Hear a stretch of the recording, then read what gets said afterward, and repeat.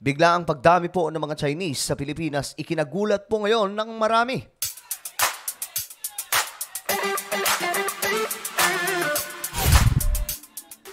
Hello, what's up mga sangkay? This is me. I'm back for another video, another topic na naman. Shoutout po sa lahat ng mga solid sangkay, sa lahat ng mga nanonood ngayon.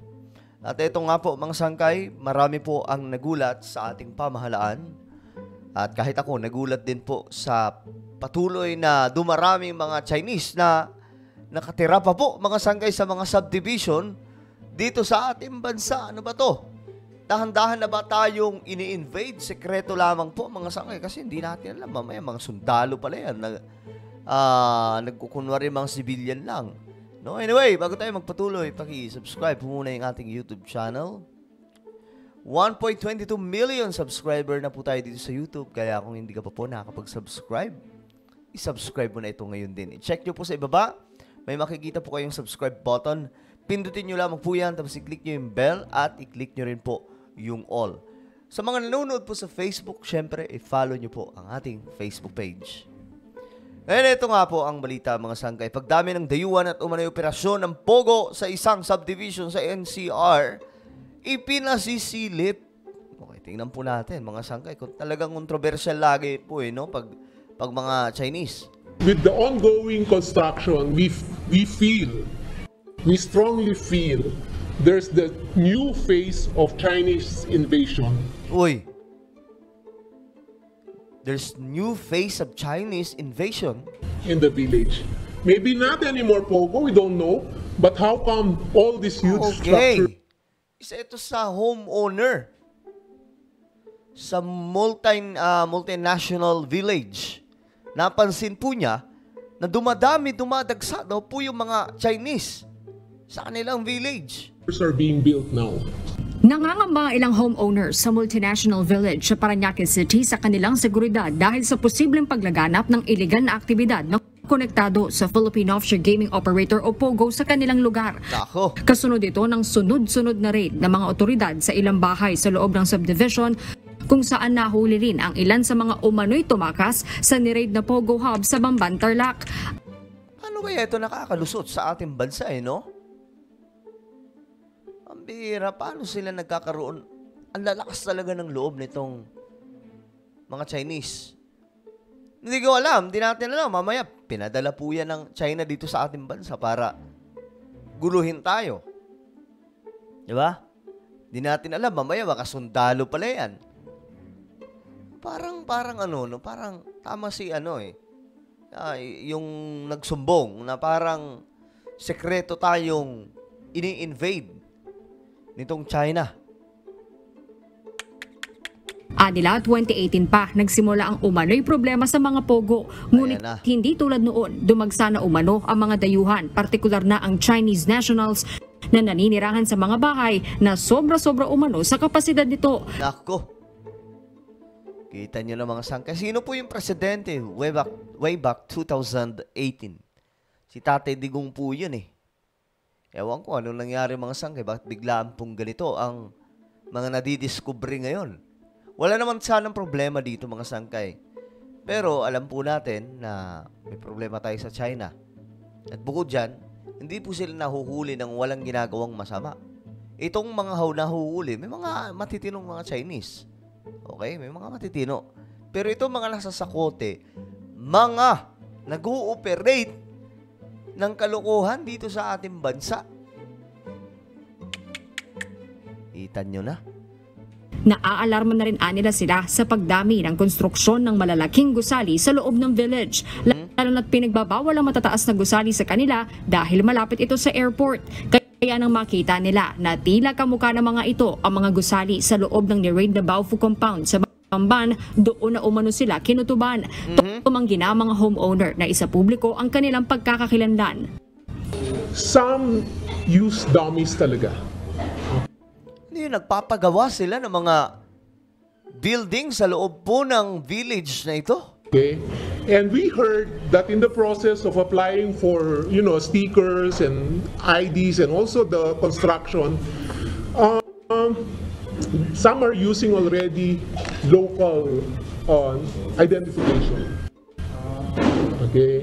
passports, Maybe, no?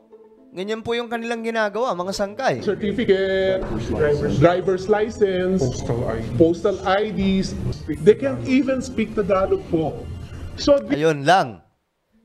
Pambihira. these huge structures really alarm us so much.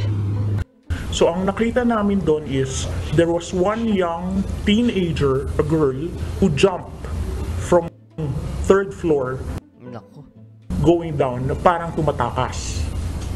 So what I assume is maybe this girl is part of a cyber sex crime, or what we don't know is baka prostitution.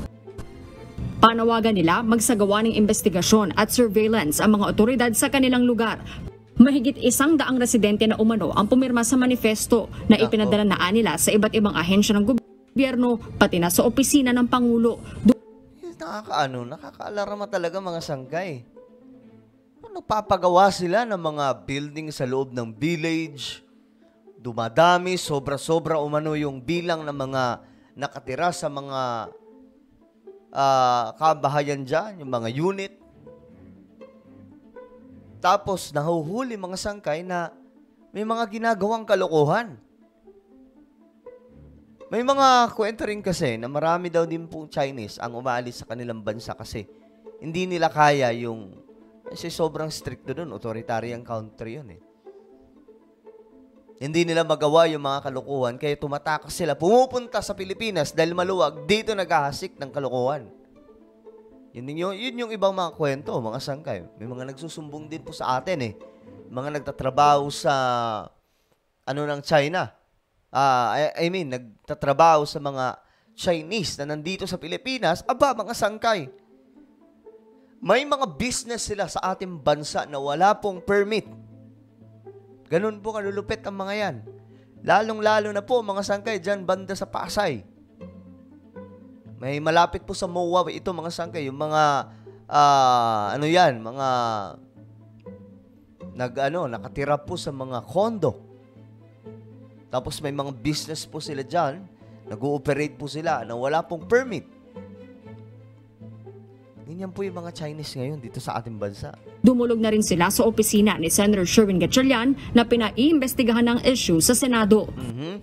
Natatakot sila kung ano ba yung kung may 40 kang tao doon o hindi normal yun, no, sa isang bahay. So, yun ang natatakot sila doon. At mayroon ding mga issues na nakikipag-away sa security guard. Naku. May issues rin na mayroong mga escort ng police. Naku. Marami ring mga allegations na konektado ito sa Pogo.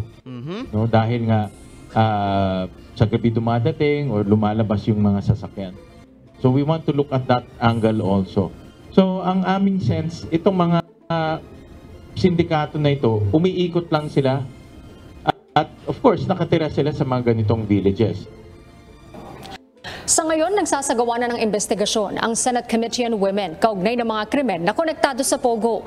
Gusto naman ni Senator Gatchalian na maimbitahan sa susunod na pagdinig ang sinasabing mga magulang ni Bamban Tarlac Mayor Alice Guo, kabilang ng isang... Okay, so dapat lang talaga maimbestigahan ito mga sangkay kasi hindi talaga natin kung ganyan po kadami ang bilang ng mga pumapasok ng mga Chinese sa Pilipinas, tanong dito anong trip nila sa ating bansa? Ano ba ito? May kinalaman ba ito sa invasion na binabalak ng China sa Pilipinas? Madami. Itong mga mga takas po sa China dahil hindi po nila doon magawa yung kanilang mga iba't ibang klaseng kalokohan at dito po nila ginagawa sa Pilipinas. Marami pong ganun eh. Gaya na nga ng sinabi ko, may mga nagsusumbong sa akin, mga Pinoy na nagtatrabaho mismo doon sa mga Chinese. Ngayon, mga sangkay, marami, sila mismo nagsasabi, maraming kalokohan ito mga Chinese. Marami. Sana masilip po ito na marami sa ating mga otoridad. Nang sa ganon, magkaalaman na, magkabistuhan na, at mapalayas na yung mga yan. So ano po ang inyong komento tungkol po dito mga sangkay? Ano ang inyong naiisip na ginagawa ngayon ng China, ito na ba ay invasion na ginagawa nila ng sikreto lamang? Comment nyo po sa ibaba ang inyong mga opinion. I invite you guys, please subscribe my YouTube channel, Sangkay Janjan Daily. Ayan po, dito po ako nag-upload mga sangkay ng mga pampa-good vibes na video, mga lakad ko at kung ano-ano pa. Marami kayong may kilala dito, lalo-lalo po yung 1G. Okay, so hanapin niyo po ito sa YouTube, then click the subscribe, click the bell, and click all. Ako na po ay magpapaalam, mag-ingat po ang lahat. God bless everyone.